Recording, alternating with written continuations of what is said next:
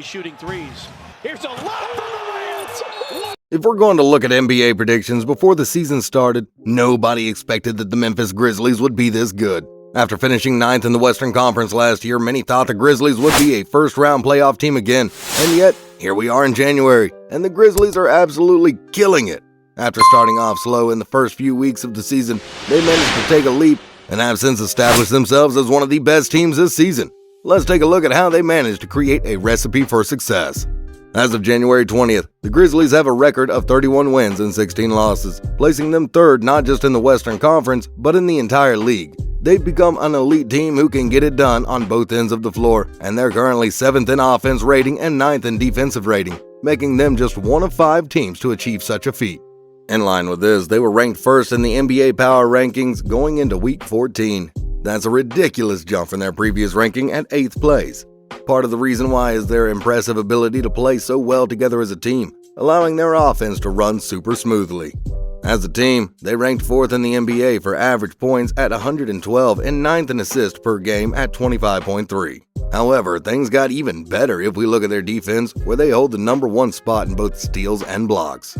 Most of them are good defenders individually, but it's their communication that makes them exceptional, which is a reminder of the grit and grind Grizzlies in the early 2010s.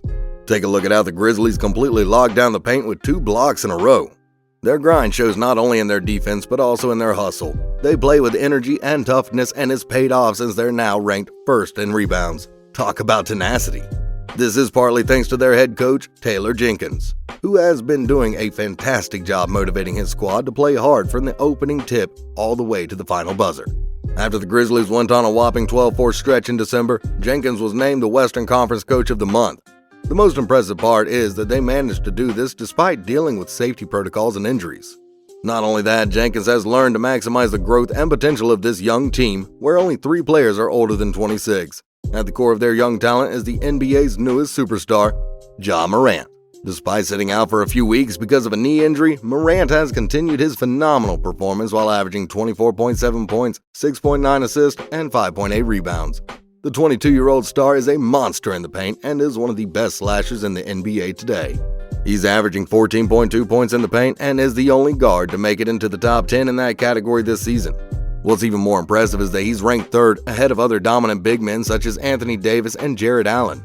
As an athletic point guard, he uses his quickness and insane vertical to blow past defenders and score over tall rim protectors. What's even more dangerous is how he only needs a tiny opening to find his way to the basket. Watch how Ja weaves through the entire Bucks defense for this beautiful layup. And here, Morant carefully zips through the lane, finding the smallest opening to score the basket. However, it's not just his explosiveness that gives him an edge. His ability to control his body mid-air is what makes him unguardable in the paint. Just check out how Morant manages to split the defense on this play and finishes with a ridiculous 360 layup. This season, one of the biggest improvements in his game is his shooting, particularly beyond the arc. He's now making 36% of his shots from the three-point line, compared to 30% last season. As a 6'3" guard, he can't always rely on his ability to get to the rim, so his development as a shooter makes it more difficult for his defenders to slow him down. Ja's become a versatile scorer who can be a threat from anywhere on the floor. Morant's overall efficiency has also improved from 45% to 49%, which shows that he not only evolved as a scorer but also became smarter in his shot selection. Ja's growth as a playmaker has solidified the Grizzlies' offense, making it that much better. Taking a look at how his court vision allows him to find an open man all the way at the three-point line for a wide-open shot. Morant has been fantastic this season, and his progress has elevated both his career and his team. In fact, he's playing so well that Warriors star Draymond Green thinks he should be included in the MVP conversations. Take a look. Yesterday that said, do you think Ja gonna get most improved? I said, hell no, Ja not getting most improved. When I said hell no about the MIP conversation, in my opinion, Ja was already past that. Let's talk about the MVP. That's some high praise, but considering the fact that Ja is not even at his peak, it's totally possible that he can reach that level soon. Just imagine how much deadlier he can be in his prime. Another player from the Grizzlies who's showing a lot of improvement is Desmond Bane. Bane has been a reliable scorer for Memphis, and his development played a key role in their success this season. As an elite three-point shooter, Bane fits well with Ja Morant and Dillon Brooks, who take most of their buckets inside the arc. Being the 30th pick in the 2020 draft class, he came into the league with little expectations and was projected as merely a backup shooter off the bench. This season, Bane's made a huge leap and has proven that he's more than just a backup shooter. He expanded his game and developed into a more versatile scorer, averaging 17.7 points. As shown in this chart, Bane has evolved to become a well-rounded player who can take both mid-range jumpers or attack the basket. What makes him special is how he doesn't need the ball in his hands to be productive. The spacing he provides as a three-point threat forces defenders to respect him, leaving room for the rest of his team to go to work in the paint. On the defensive end, Dillon Brooks has been a solid for Memphis and is rising as one of the top defensive wings in the league today. He's willing to do pretty much anything on the defensive end: close out shooters, interrupt passing lanes, read pick and rolls, defend one-on-one, and even contest shots from players way taller than him. His offense is equally impressive, where he's currently averaging 18.4 points, making him the team's second highest scorer only behind Morant. He even had a monster game on December 19th, where he dropped an insane 37 points against Portland. Brooks is a crucial part of this team's success, and he's starting to show signs of being an elite two-way player. Besides their key players in Morant, Bane, and Brooks, the supporting cast has also been a key part of the Grizzlies' fantastic performance this season.